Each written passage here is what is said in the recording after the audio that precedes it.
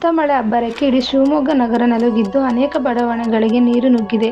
ಮನೆ ರಸ್ತೆಗಳಿಗೆ ನೀರು ನುಗ್ಗಿದ್ದು, ಜನಜೀವನ ಅಸ್ತವ್ಯಸ್ತವಾಗಿತ್ತು. ಗೋಪಾಲಗೌಡ ಬಡಾವಣೆ, ಸಿ ಬ್ಲಾಕ್, ಟ್ಯಾಂಕ್ ಮೊಹಲ್ಲಾ, ಅಂಗಳಯ್ಯ ಕೆರೆ ಬಡಾವಣೆ, ಅಣ್ಣಾನಗರ, ಅಶ್ವಥ್ ನಗರ, ಎಲ್ಬಿಎಸ್ ಬಡಾವಣೆ, ಸೋಮಿನಕೊಪ್ಪ ಸಮೀಪ ಕನಕನಗರ ಬಡಾವಣೆ, ಕಾಶೀಪುರದ ತಮಿಳು ಕ್ಯಾಂಪ್, ಆಲ್ಕೊಳ ಬಡಾವಣೆಗಳು ಮಳೆಗೆ ತತ್ತರಿಸಿವೆ.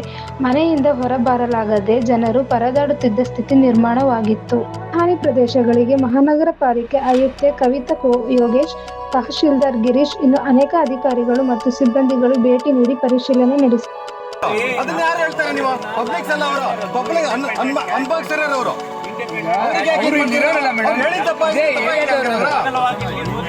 ಬಾಡಿಗೆ ಇರೋದು ನಮ್ಮಲ್ಲವರು, ಅನ್ಬಾಕ್ಸರ್ ನಾವು, ಪಬ್ಲಿಕ್ ನಾವು, ಅವ್ರು ಆಫೀಸರ್ ಅವ್ರಿಗೆ ಯಾಕೆ ಇದು ಮಾಡ್ತೀರಾ ಮೇಡಮ್? ಹೌದು ಮೇಡಮ್, ಮಾಡಿರೋ ಅಧಿಕಾರಿ ಸುಮ್ಮನೆ ನೀವು ಸೊಲ್ಯೂಷನ್ ಮಾತಾಡಿ ಮೇಡಮ್, ಸೊಲ್ಯೂಷನ್ ಮಾತಾಡಿ. ಶಿವಮೊಗ್ಗ ನಗರದಲ್ಲಿ ಧಾರಾಕಾರವಾಗಿ ಸುರಿದ ಮಳೆಗೆ ಪತ್ರಿಕೆ ವಿತರಕರು ಮನೆಗಳಿಗೆ ಪತ್ರಿಕೆ ಹಂಚಲು ಆಗದೆ ತೀವ್ರ ತೊಂದರೆ ಅನುಭವಿಸಿದರು. ವಿಜಯದಶಮಿ ಅಂಗವಾಗಿ ಇಂದು ರಾಷ್ಟ್ರೀಯ ಸ್ವಯಂ ಸೇವಕ ಸಂಘದಿಂದ ಮೈನ್ ಮಿಡ್ಲ್ ಸ್ಕೂಲ್ ಆವರಣದಿಂದ ನಗರದ ಪ್ರಮುಖ ರಸ್ತೆಗಳಲ್ಲಿ ಪಥ ಸಂಚಲನ